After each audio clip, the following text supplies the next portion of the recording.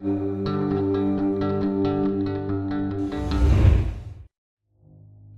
is a painting by Francis Bacon, one of his many screaming popes. Seated upon a golden throne, this robed figure unleashes a haunting, agonised scream. It's a far cry from the 17th century original. Francis Bacon is the master of psychological horror. His paintings are bleak and upsetting, filled with anguished figures and grotesque creatures. But what is the origin behind these disturbing artworks? What kind of mind could produce these paintings?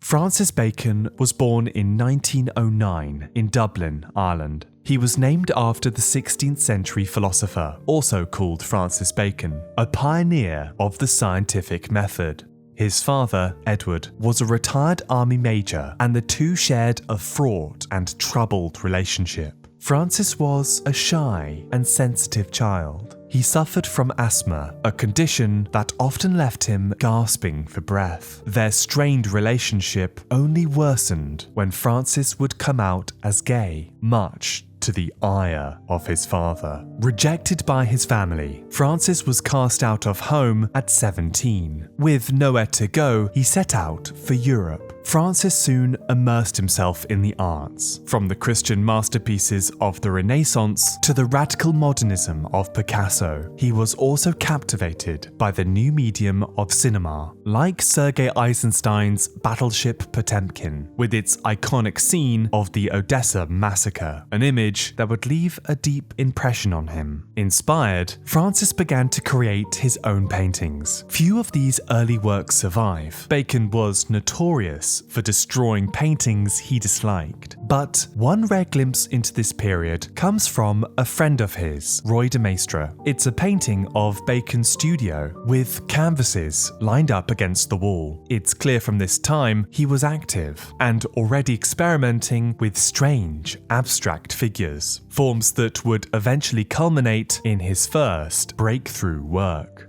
In 1933, Francis produced his first major work, Crucifixion. At the center stands a ghostly white figure with long, slender arms. Its head, hands, and feet are reduced to pale, formless shapes. The pose is instantly recognizable. It echoes the scene of Christ on the cross, but rendered with a haunting, spectral quality. Where the old masters pursued lifelike realism, Bacon instead sought to evoke something more emotional, an atmosphere of dread and despair. It's a chilling, uncomfortable image, embodied in this spectral figure. Despite his interest in Christian art, Francis himself was not a Christian. Though he came from a Protestant family in Catholic Ireland, religion was never a strong part of his life. Yet, he was still drawn to Christian imagery, and above all, the crucifixion. The theme of suffering has been explored for centuries by Christian artists. Nowhere is this more painfully clear than in the work of Matthias Grunewald. His Eisenhelm triptych features a painfully contorted Jesus stretched upon the cross. Look closer at his broken body, and the painting confronts you with a raw, unbearable agony. For Francis, paintings like these were the perfect inspiration for his life's work, the beauty of brutality.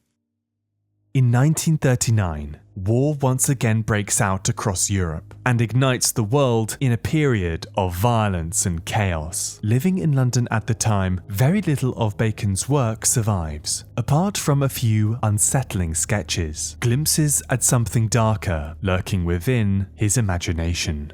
In 1944, Bacon unveiled his latest work, a series of paintings depicting three twisted creatures set against a stark orange background. One is blindfolded, its mouth fixed in a grimace of stained teeth. Another is a hunched, bird-like form resembling a Greek harpy. The final creature is the worst of them all. It has an elongated neck and a mouth stretched wide into a primal scream. Known as 3 Studies for Figures at the Base of a Crucifixion, it's a haunting collection of strange human-like beasts. In creating these monsters, Bacon drew on another source of inspiration: the Furies of Greek mythology, vengeful demons that, according to the myths, would pursue wrongdoers and drive them into madness. When Bacon revealed his latest work, it was met with a mixed reaction. Some despised it. These grotesque creatures reminded viewers of the horror of war. Others, however, read a different message, a cry for help from deep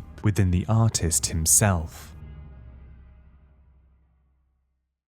With his newfound recognition, Francis had become a rising star in the art world. He became a fixture of London's nightlife scene, living intensely and gambling late into the night. In comparison to this heady life of fun and indulgence, Bacon's art was obsessed with dark and disturbing imagery, populated by shadowy figures and images of violence. It was as if he was nursing an old wound, buried deep within his psyche. And you can feel this in the following paintings. Known as the Head Series, it features a set of 6 portraits depicting figures with animal-like mouths and dark, spectral faces. The final portrait shows a solitary robed figure letting out an intense, primal scream. Yet all we hear is silence as he is sealed in what looks to be a glass box. It's a suffocating image, and perhaps a reference to Bacon's lifelong struggle with asthma. It's as if he's gasping for air within a claustrophobic prison.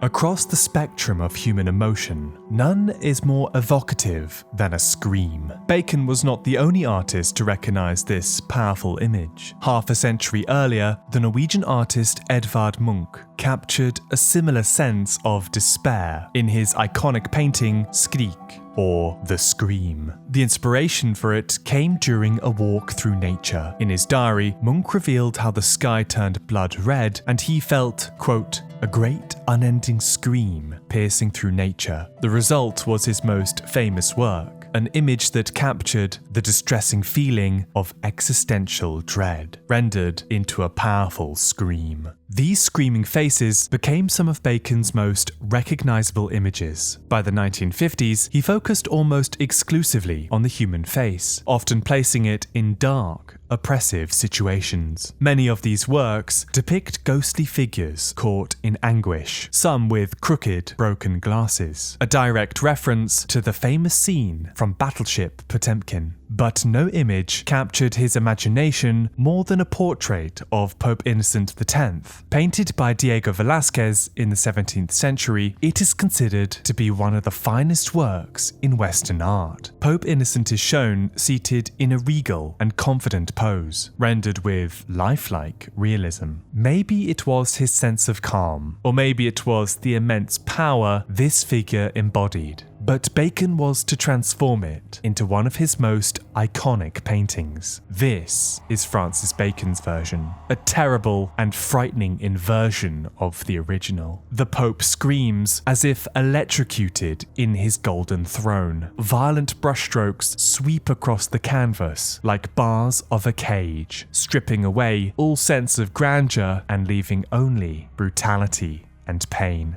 When viewed side by side, the two share a striking similarity, from the style of clothing to the shape of the seated figure. Where there was once calm, there is now only anguish. But why did Bacon choose to paint the Pope in this way? Why cast him in such a distressing, negative light? By this point, Bacon had a reputation for scandal, but this painting was the most scandalous of them all. At the time, many accused Bacon of attacking the church. It was as if he was capturing the historic suffering at the hands of the clergy. Others, however, have seen the resemblance between Bacon's portrait and the reigning Pope Pius XII, the pontiff during the Second World War. At the time, Pius faced criticism for his perceived failure to speak out against the atrocities by fascist dictatorships. It was as if the screaming Pope Pope is crying out on behalf of all those who have suffered, yet have been silenced forever. Bacon denied all these accusations. To him, there was no such message. Recreating this papal portrait was simply an aesthetic choice, art for the sake of art. In any case, Bacon would make many of these screaming popes. Each version embodies a different facet of human darkness. Some figures bare their teeth in agony, others cower in terror, while a few twist their mouths into sinister grins. Bacon produced around 50 of these paintings, each time testing new styles and forms of expression, all of which, though, have an unmistakable, unnerving quality. As for me, I don't like these paintings, and I mean that as a sincere compliment. They are upsetting and disturbing, and no matter how long I look at them, I always feel an uncomfortable sense of dread, as if they offer a glimpse into the tortured mind of the artist.